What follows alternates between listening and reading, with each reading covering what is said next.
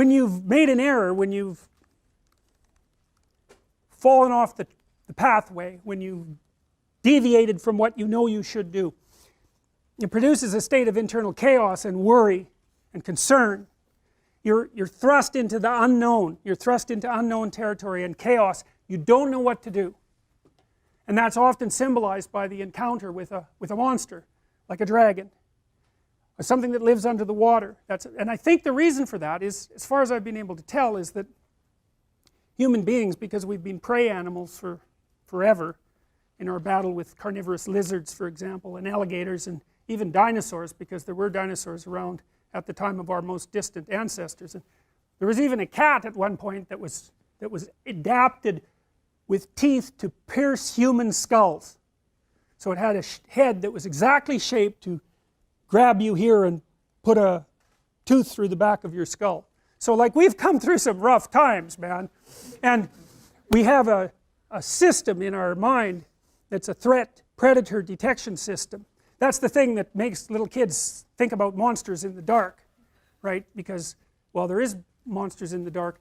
Parents always say, well, there's no monsters in the dark. It's like, that's not true. The dark is full of monsters. There might not be any in your room right at that moment, but that doesn't mean there aren't monsters in the dark.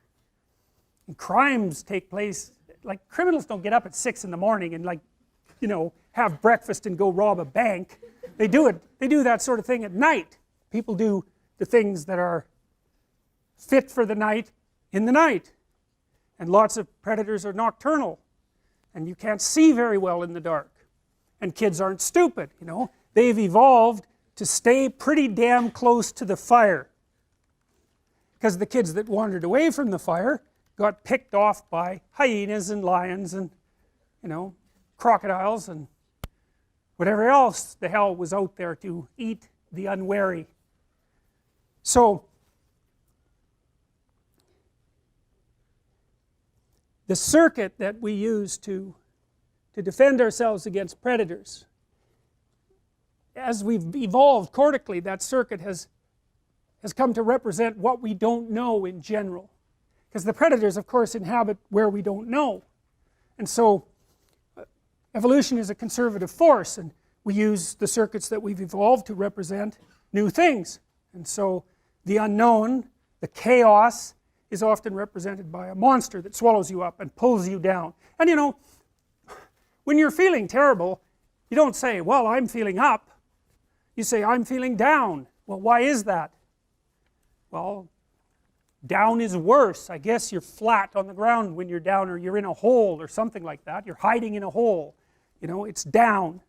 And you're threatened by something. You know, maybe you're threatened by your own inadequacy. That might be part of it. Maybe that's partly what you imagine as a monstrous force, because, you know, your proclivity towards procrastination and your weakness of character is part and parcel of why you happen to be in the underworld.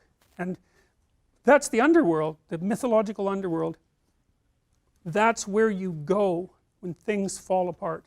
And if you understand that, if you know that that's what that means, then you have one of the keys that opens up ancient stories to you, and you understand things. Your life can be organized and going very well, and then something comes up, and poof, everything changes. Some axiom that you were living by, and it might be the existence of a partner, it might be a job, it might be your health, any of those things, gone. And you go somewhere when that happens. You go somewhere. It's a state of being. You're still in the same world, but it's not the same at all anymore.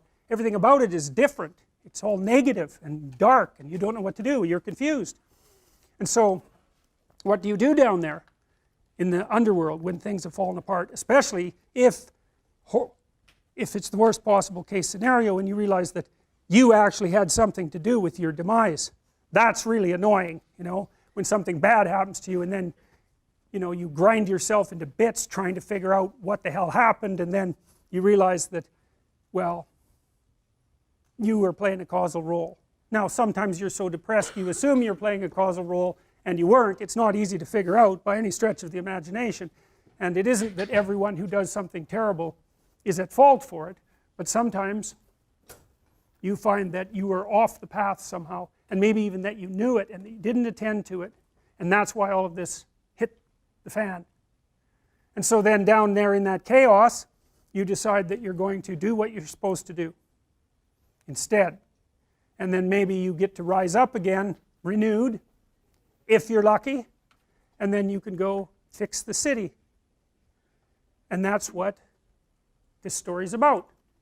And that's why I picked the image to represent the course, because really what happens, you see, with the psychoanalysts, the road to health, if you're not doing well, which means that as you act in the world you're not getting what you want, there's something wrong with the match between your presuppositions and your actions, habitual, and the way the world is responding to you.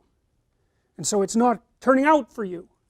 And the question is, well, what can you do about that? And one answer might be to examine yourself for presuppositions and action patterns that are not serving you well, and to find out what they are and what to do about them. And maybe some of that is, maybe you're not moving forward because of fear, and maybe that fear is grounded in terrible experiences that you had in the past that you've never been able to understand. And maybe one of the ways of gluing yourself back together and expanding your personality so that you could in fact live properly in the world is to go back to those terrible events and untie them and straighten them out and understand them and drop them. And that's what psychotherapy is about, in large part. Psychoanalytic, behavioral, doesn't matter.